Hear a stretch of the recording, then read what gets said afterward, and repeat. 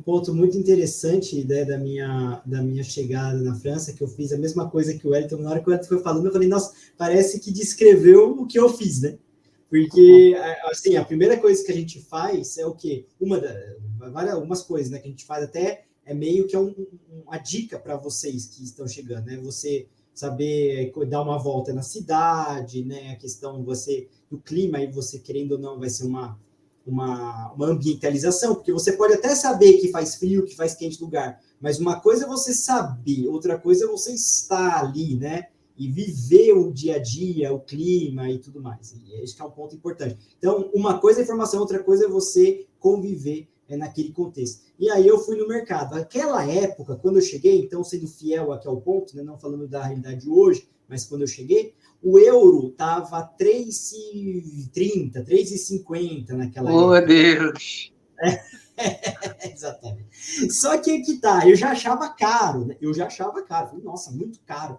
E aí eu ia no supermercado, eu já tive, sei lá, um pouco uma impressão um pouco diferente, porque eu fui no supermercado, vi o alface era, sei lá, era €1, né? Era €1 o alface, até hoje não mudou muito, mudou um pouco, né? Era €1, e tipo, eu falei, nossa, 3,25, 3,50 o alface, na época, lá em 2014, tá, gente? E no Brasil, nessa época, dá em torno de 50 centavos, 60 centavos, né?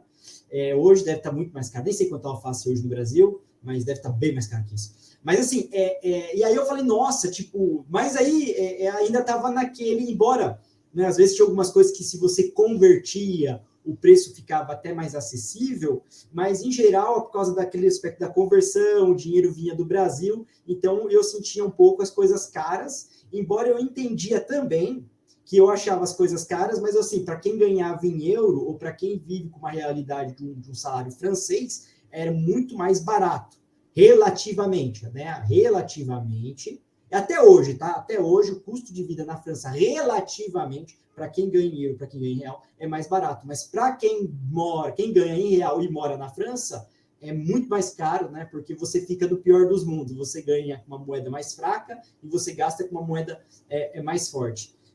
Mas então foi isso que eu vi. Mas assim, a gente, por exemplo, com €50 eu conseguia, sei lá, fazer a compra da semana até mais, né? Às vezes 2 semanas eu Pior gastava. dos mundos foi boa, hein? Pior dos Hã? mundos foi boa. O pior é Pior. que você conseguia até porque os custos na França é uma coisa interessante, que os gastos na França não é o mercado que é o mais caro, né? O mais caro, às vezes, na França é moradia, às vezes é alguns outros gastos, mas casa não o mercado não é caro. E carro também, né, não é muito